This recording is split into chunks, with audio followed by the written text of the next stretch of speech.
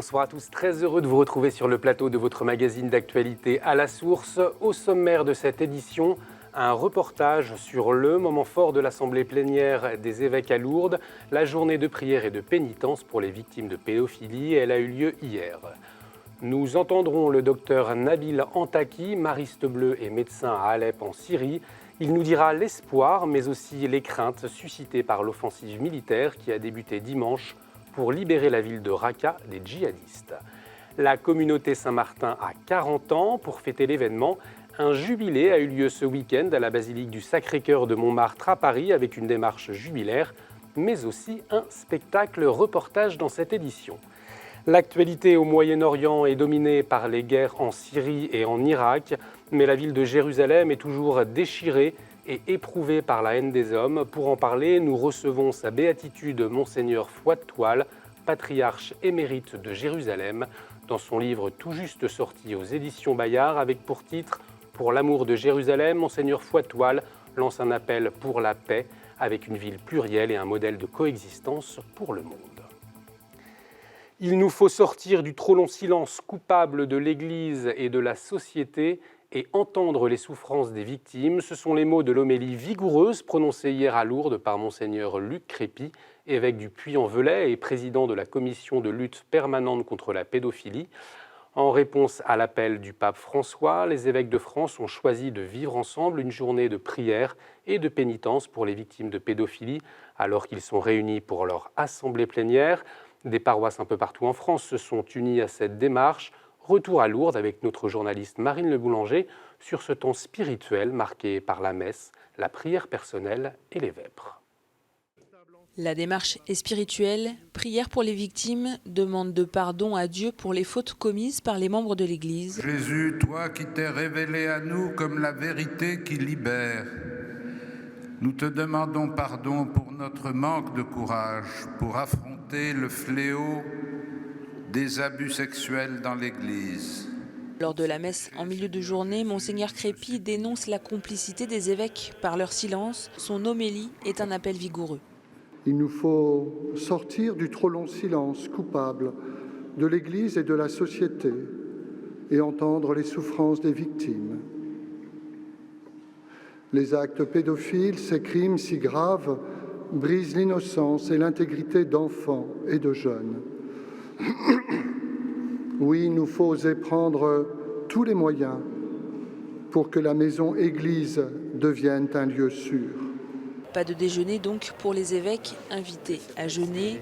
Monseigneur Olivier Le Borgne, évêque d'Amiens, a choisi d'aller prier à la grotte.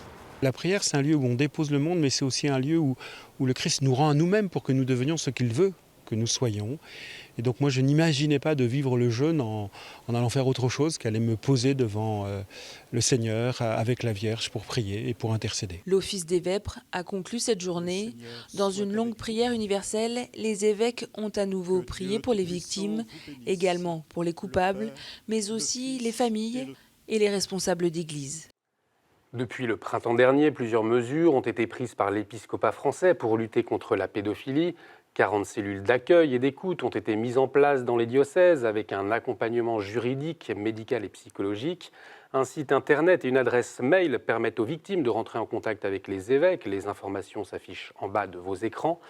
À ce jour, une centaine de témoignages ont été envoyés. Ségolène Moug, déléguée des évêques de France pour la lutte contre la pédophilie, nous en dit plus sur ces témoignages.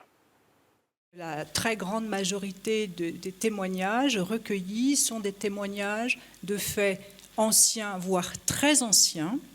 Quelques témoignages des années 80 à 2000 et peu de témoignages des années 2000 à nos jours.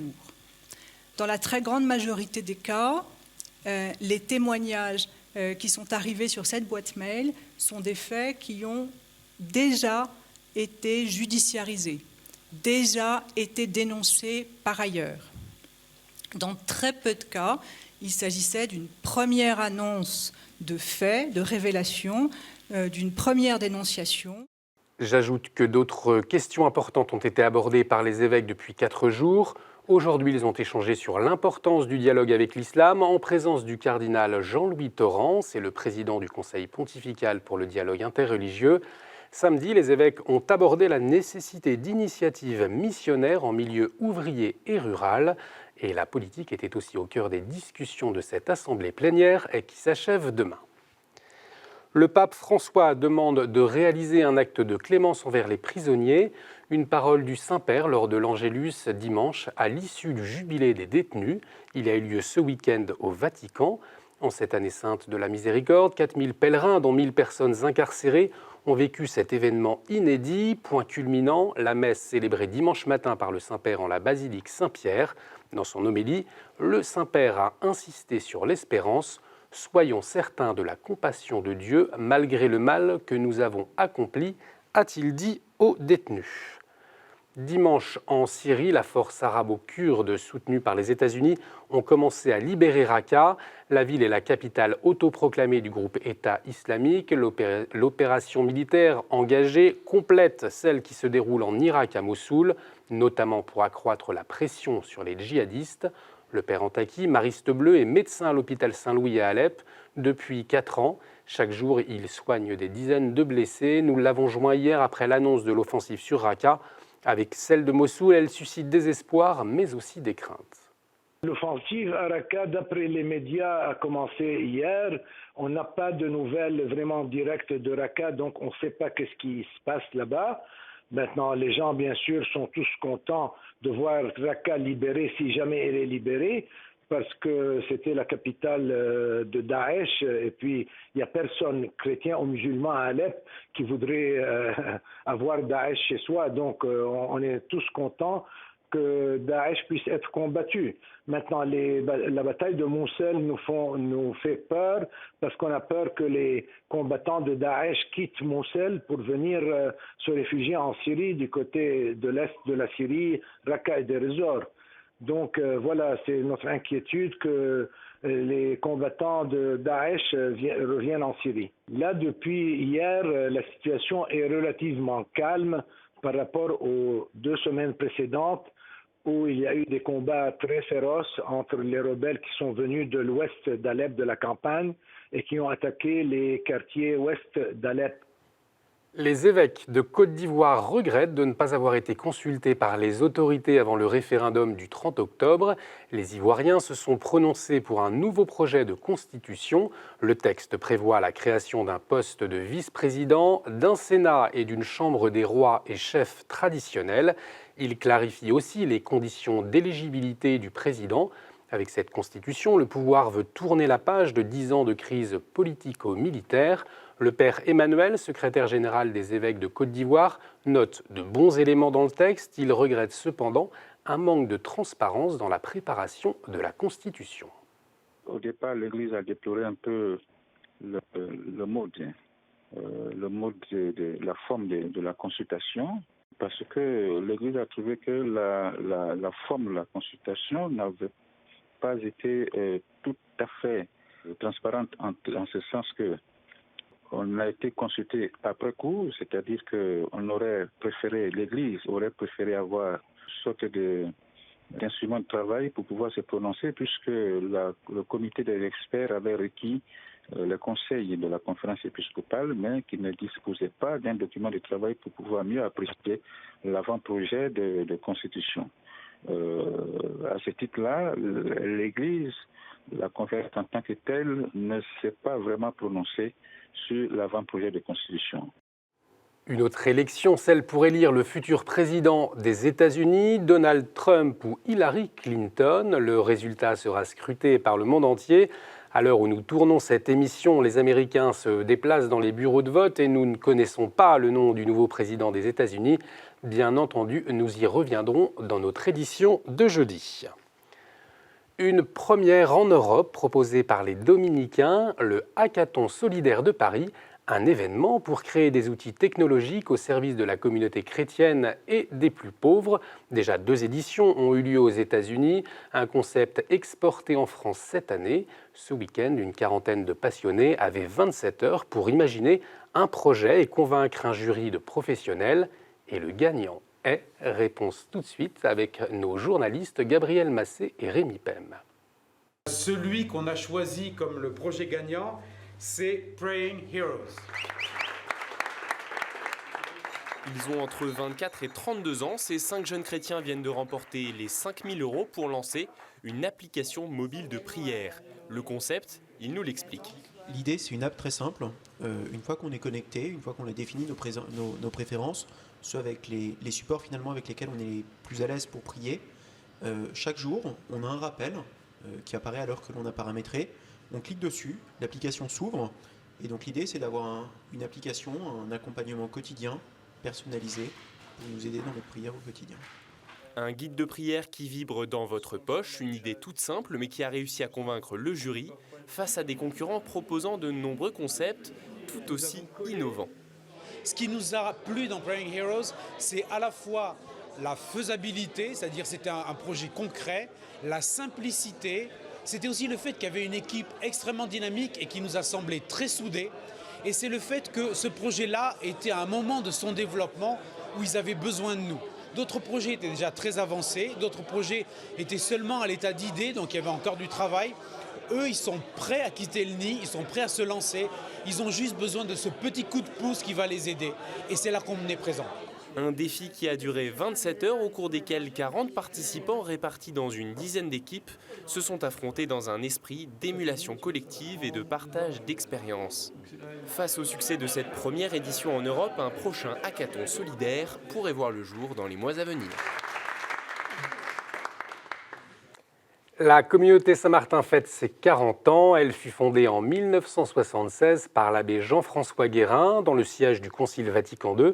Elle est composée de 92 prêtres et diacres qui vivent en communauté au service des diocèses. La maison mère accueille aujourd'hui 90 séminaristes à Évron en Mayenne. Pour le 40e anniversaire de la communauté, le jubilé de Saint-Martin a eu lieu à la basilique du Sacré-Cœur de Montmartre à Paris et nous y étions. Ils sont nombreux les séminaristes de la communauté Saint-Martin. Les stars de cet anniversaire, c'est eux. Et pour cause, avec une centaine de jeunes en formation dans son séminaire d'Évron, la communauté suscite un nombre de vocations record. Pour le modérateur général, c'est avant tout la vie en communauté des prêtres qui séduit les jeunes. Je pense que globalement, aujourd'hui, il faut reconnaître que les communautés nouvelles, les communautés attirent aussi pas mal les vocations, peut-être plus que la forme classique d'un prêtre attaché à un diocèse. Une modernité qui remonte au IVe siècle et à l'enseignement de Saint Martin. Il a eu l'intuition en disant « je veux que mes prêtres soient des saints, donc je vais les inviter à mener la vie commune ».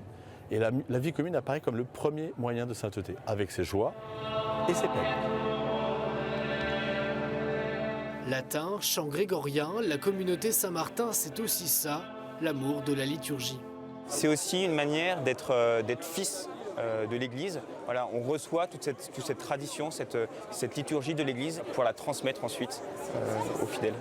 Changement d'ambiance le soir, les plus jeunes des séminaristes se préparent à entrer en scène pour honorer une autre tradition de la communauté, la pièce de théâtre annuelle. Le thème, la vie de Saint-Martin. Abandonnez l'esclavage du péché. Entrez plutôt dans l'esclavage du saint abandon.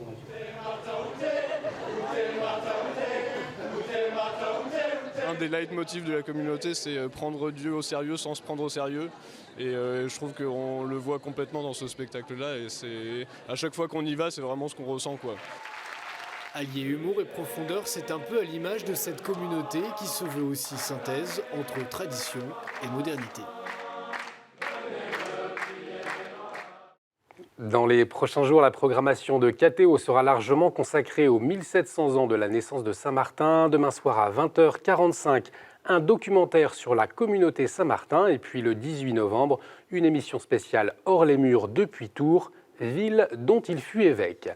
Et puis aujourd'hui, 8 novembre, nous fêtons pour la première fois Sainte Élisabeth de la Trinité, carmélite française, canonisée le 16 octobre dernier. On poursuit notre édition avec la chronique du monde et le père mexicain Gonzalo Meza. Il nous parle d'un nouveau saint pour l'Église née au Mexique, le jeune martyr José Sanchez del Rio.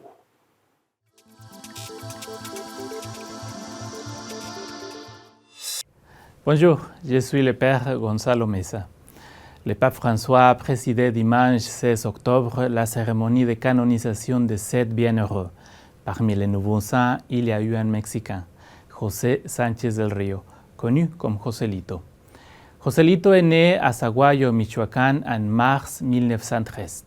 Il est mort en martyr en 1928, à 14 ans, lors de la guerre des Cristeros. En 1926, il a demandé à sa mère la permission de rejoindre les rangs des Cristeros. Celle-ci a refusé, mais José lui répondit « Maman, il n'a jamais été aussi facile et rapide d'aller au paradis. » Il s'enrôle comme ses frères dans les rangs des combattants Cristeros. Mais le 5 février 1928, Joselito est capturé pendant une bataille et a été emprisonné. Le 10 février 1928, l'adolescent fut torturé. Les soldats l'ont coupé la plante des pieds et comme ça, il a été forcé à marcher jusqu'au cimetière. Parfois, les soldats l'arrêtaient et lui disaient « Si tu cries « Morte au Christ roi, tu sauveras ta vie. » Il répondit alors « Longue vie au Christ roi, longue vie à Notre-Dame de Guadeloupe. » Et il fut exécuté devant ses parents. Pendant sa canonisation dans la place de Saint-Pierre, le dimanche 16 octobre, ils ont porté une reliquaire qui inclut ces inscriptions. Longue vie, Christ roi, longue vie à Notre-Dame de Guadeloupe. Il n'a jamais été aussi facile d'aller aux cieux. Les mots que Joselito a dit à sa mère avant de commencer sa bataille pour défendre la foi catholique au Mexique. Merci Père. Tout de suite, nous retrouvons notre invité.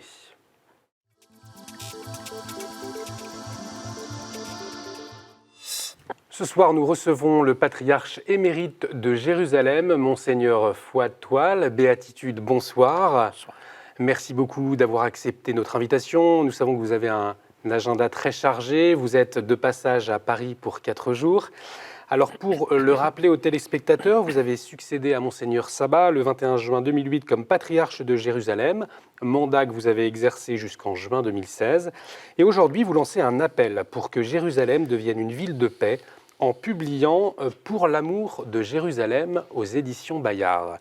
Alors l'actualité au Moyen-Orient, je le disais en début de journal, se focalise sur les guerres en Syrie et en Irak, mais Jérusalem vit toujours au rythme de l'interminable conflit israélo-palestinien.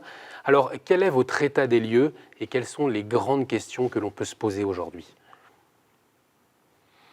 Je vous remercie, un salut cordial de Jérusalem pour tous nos téléspectateurs. Je suis content de cette rencontre avec vous, avec Keto.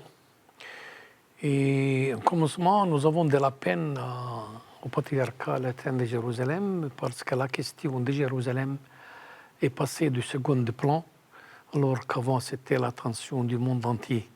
Maintenant, le focus mondial est porté sur la Syrie, sur l'Irak et moins sur la situation des chrétiens de Terre Sainte.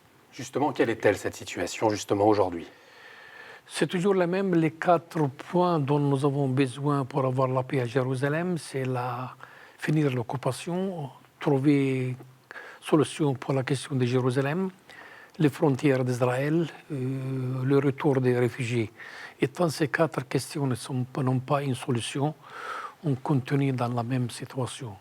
Pire maintenant que personne ne s'intéresse à nous comme avant, parce que, comme je disais, le focus est porté ailleurs. Le patriarcat latin de Jérusalem couvre l'État d'Israël, le royaume hachémite de Jordanie, de Chypre ainsi que la Palestine. Qu'est-ce qu'il en est de l'avenir des chrétiens palestiniens aujourd'hui? Il n'y a pas d'avenir pour le moment tant que ces questions ne sont pas résolues. Et là, la question de Gaza, des réfugiés, etc., ça devient une fabrique des terroristes, des gens mécontents qui sur quoi de haine, de rancœur, etc., etc. Ça ne trouve pas de solution. Maintenant, les gens sont un peu plus désespérés et n'ont plus de confiance dans les discours des dirigeants. Il n'y a pas de crédibilité et c'est une question un peu psychologique. De là est née l'intifada du couteau, de là est l'immigration qui continue, de là est né c'était un peu désespoir qui nous sommes passés de seconde classe alors que la question de Jérusalem, question de Terre Sainte, était toujours la première question pour l'Église universelle et pour l'Église locale. Quel rôle, quelle place, quelle mission aujourd'hui pour les chrétiens locaux? L'Église, malgré cette situation difficile, n'a jamais cessé d'être pionnière dans l'éducation, dans le service de charité. Et pensons que le patriarcat gère dans le patriarcat plus d'une centaine d'écoles avec 75 000 élèves. Nous croyons toujours à l'éducation des jeunes gens. L'Église en même temps catholique gère comme 11 hôpitaux, et sachant que tous les chrétiens ensemble sont à peine 2%, imaginez qui est la clientèle qui fréquente les écoles et les hôpitaux. L'Église, comme institution, n'a jamais cessé de faire son travail, sachant que la charité, sachant que la solidarité est un langage que tous comprennent, musulmans et juifs et chrétiens, malgré la séparation des chrétiens internes, mais quand même l'Église catholique est admirée pour tous les biens qu'elle fait. Qu'est-ce que vous dites aujourd'hui à la communauté internationale et à la France en particulier? Que l'Église de Jérusalem est leur Église, et là sont leurs racines. C'est un devoir de penser à Jérusalem. Et la France, qui a toujours eu cette renommée d'être protectrice des chrétiens du Moyen-Orient, nous aimerons de voir en pratique, franchement, la France qui s'occupe de ces chrétiens. Il est vrai que nous avons reçu la visite de M. Valls l'an dernier.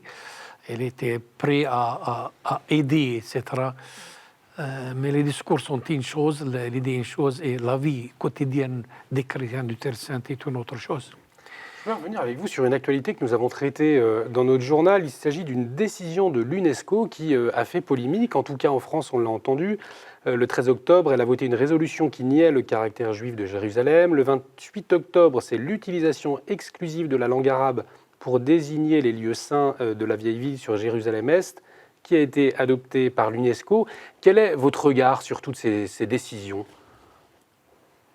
C'est vrai que la judéisation de Terre Sainte et de Jérusalem a commencé, soit en achetant des maisons, soit en ne permettant pas aux Palestiniens de construire et de se promouvoir. Mais cette résolution est une parmi tant d'autres résolutions, soit en faveur des Palestiniens, qui n'ont jamais été respectées. Alors pour nous, pour les gens, pour les communs mortels, ces résolutions disent peu de choses. Ils aiment vivre, travailler, liberté, accès aux lieux saints, fonder des familles. Et tant que ces questions de chaque jour ne sont pas résolues, une résolution en plus ou en moins, ça dit peu de choses pour les communs mortels. Voilà, il n'y a pas d'impact sur la vie de tous les jours, c'est ça que vous voulez dire? Il est compliqué de fonder une famille, par exemple? C'est ça. En visitant, avec ma visite pastorale, en visitant les villages palestiniens, où il n'y a pas de travail, il n'y a pas de futur, il y a tant de jeunes gens qui ont envie de fonder une famille, ils sont incapables de fonder cette famille. Et tant que la situation dure telle qu'elle est pour le moment. Vous gardez l'espérance, néanmoins? Oui, nous n'avons pas le droit de perdre l'espérance et nous devons donner un bon exemple à nos fidèles de croire toujours, de confiance dans l'avenir, malgré espérer contre tout espoir. Et nous comme chefs, nous n'avons pas le droit ni d'avoir peur, ni de désespérer, il faut encourager nos fidèles et en même temps encourager l'Église universelle, les chrétiens et la France de venir en aide à Terre Sainte, aider autant que possible. Alors, dans votre livre « Pour l'amour de Jérusalem » aux éditions Bayard, c'est aussi votre histoire que vous racontez pour incarner l'histoire récente de la Terre Sainte. Pourquoi est-ce que vous avez fait ce choix-là de vous raconter? Oui, c'est un parcours de ma vie, de ma mission, de mon travail. C'est un résumé de mes expériences, soit pastorales, soit diplomatiques, soit humaines. Et j'espère qu'en lisant ce livre, un message sort, un message d'espoir, un appel au niveau local, au niveau international, pour Jérusalem, pour les chrétiens, et pour mes prêtres, pour mon diocèse. Est-ce que vous pouvez justement nous partager là un souvenir qui vous a marqué dans votre vie et qui résonne aujourd'hui particulièrement pour cet appel à la paix? Il y a trop de souvenirs, c'est un problème de choix, mais Nous étions toujours heureux de recevoir les papes, les 3 papes, les 4 papes. Depuis Paul VI, 1964, j'étais encore séminariste. Puis le pape Wojtyla, puis Benoît et François. Toutes ces visites, c'était pour nous un encouragement et en même temps, c'est faire connaître l'Église locale à niveau international. Et considérant le nombre de journalistes qui venaient accompagner le Saint-Père, et personne ne peut dire désormais qu'il ne sait pas la situation. Avec l'arrivée du pape, avec tant de discours, ses discours, nos discours, les discours du gouvernement, notre situation est claire et nette. Personne ne peut prétendre qu'il ne savait pas. Alors ça pourrait rendre service à l'Église. Mais ce qui me touche à moi, c'est que quelquefois nous sommes humiliés, nous, pasteurs, chefs religieux, quand nos fidèles disent et à la fin, vous, patriarches, vous, papes, qu'est-ce que vous avez fait? Ils attendent des solutions pratiques de chaque jour. Et quelquefois, nous sommes incapables d'arrêter cette machine de violence, d'arrêter l'injustice, d'arrêter l'occupation, d'arrêter. Et là, nous sommes un peu humiliés devant eux. Ça c'est vrai, c'est vrai. Merci Béatitude d'avoir accepté notre invitation. Merci pour votre témoignage. Je rappelle que votre livre Pour l'amour de Jérusalem est disponible aux éditions Bayard. Merci à vous de nous avoir suivis. Vous pouvez retrouver cette émission sur notre site internet www.ktotv.com. Je vous dis à jeudi. Excellente soirée sur KTO.